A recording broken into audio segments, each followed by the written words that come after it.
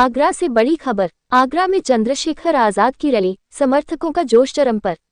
आगरा में आजाद समाज पार्टी के राष्ट्रीय अध्यक्ष चंद्रशेखर आजाद की रैली में जबरदस्त जनसैलाब देखने को मिला।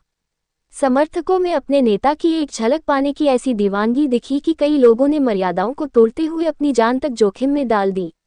सड़क के बीच लगे पोल पर चढ़कर समर्थक चंद्रशेखर आजाद को देखने की कोशिश करते नजर आए। रैली स्थल और आसपास के इलाकों में हर तरफ नीले झंडे लहराते दिखे। चंद्रशेखर आजाद के समर्थन में लगाए गए नारों से सड़कों का माहौल पूरी तरह गूंज उठा। जैसे ही चंद्रशेखर आजाद मंच पर पहुंचे, समर्थकों ने जोरदार शोर मचाकर उनका स्वागत किया। अपने नेता को सुनने के लिए हजारों की संख्या में लोग रैली में मौजूद रहे। राजनीतिक जानकार इस रैली को 2027 के विधानसभा चुनावों की दृष्टि से अहम मान रहे हैं। माना जा रहा है कि आजाद समाज पार्टी समाजवादी पार्टी और बहुजन समाज पार्टी के पारंपरिक वोट बैंक में सेंध लगाती हुई तेजी से आगे बढ़ रही है। चंद्रशेखर आजाद इस भारी भीड़ को वोट में तब्दील करने के लिए पूरी ताकत झोंकते नजर आ रहे हैं। अगर चंद्रशेखर आजाद अपने इस लक्ष्य में सफल होते हैं तो आने वाले समय में उत्तर प्रदेश की राजनीति में बड़े बदलाव देखने को मिल सकते हैं। आगरा की यह रैली न सिर्फ शक्ति प्रदर्शन मानी जा रही है, बल्कि प्रदेश की बदलती राजनीतिक तस्वीर का संकेत भी दे रही है।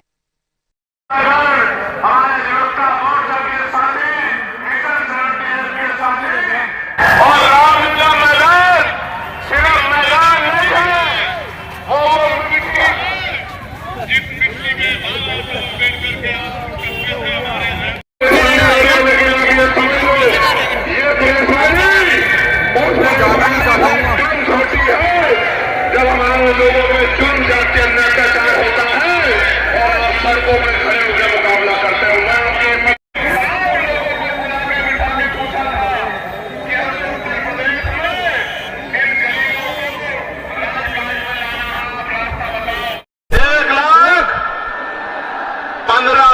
तो नहीं आए, लेकिन सोना 10,000 से 1,54,000 रुपए हो गया।